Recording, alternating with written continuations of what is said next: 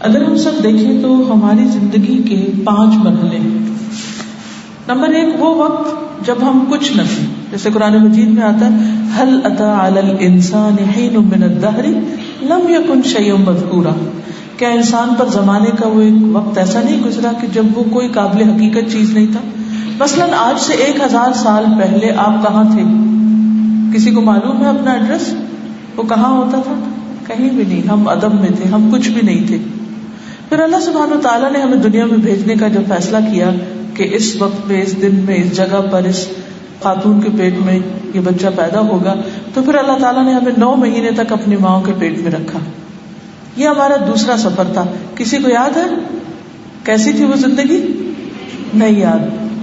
پھر اس کے بعد تیسرا مرحلہ اور درمیانی مرحلہ اور سب سے امپورٹنٹ مرحلہ یہ ہے جس میں اس وقت میں اور آپ ہیں. یہ زندگی جس میں ہم ہوش رکھنے والے، سننے والے، دیکھنے والے، بولنے والے، چلنے پھرنے والے، بہت کچھ کرنے والے.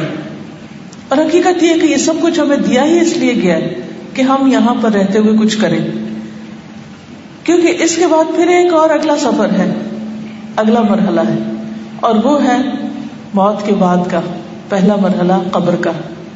جس طرح ماں کا پیٹ ایک چھوٹی سی جگہ ہوتی ہے، اسی طرح قبر بھی انسان کے لیے بس اتنی ہوتی ہے جس میں وہ لیٹ سکے.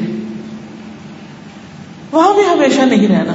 اس کے بعد پھر ایک اور اگلا مرحلہ ہے، ایک نیکسٹ اسٹیپ ہے، اور وہ ہے جنت کا یا جہنم کا، آخرت کا، جہاں انسان کو ہمیشہ ہمیشہ رہنا ہے.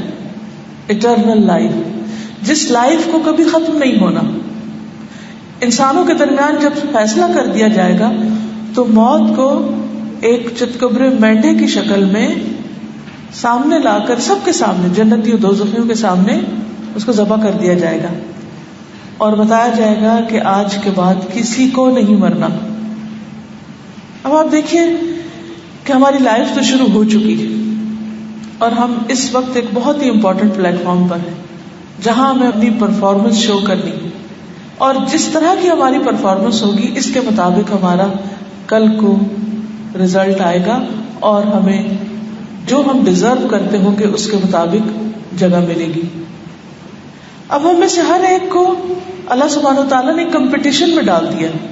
ہم سب اچھے کاموں کے لیے ایک دوسرے کے ساتھ کمپیٹ کر رہے ہیں. اگر ہمیں اس کا احساس نہیں تو بھی ہم کر رہے ہیں، اور اگر نہیں احساس تو ہمیں ہونا چاہیے. اللہ سبحانہ و تعالیٰ فرماتے ہیں کہ وَفِي ذَلِكَ فَلْيَتَنَافَسِ الْمُتَنَافِسُونَ.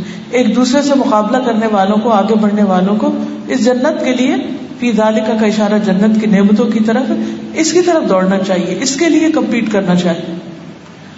آج آپ دیکھیں کہ لوگ اپنی 60-70 ایئرس کی زندگی کے لیے دن رات محنت کرتے ہیں، دوڑتے ہیں، لیکن جو دنیا وہ بنا لیتے ہیں پھر اس کے بعد ان کو چھوڑ کے جانی ہوتی ہے.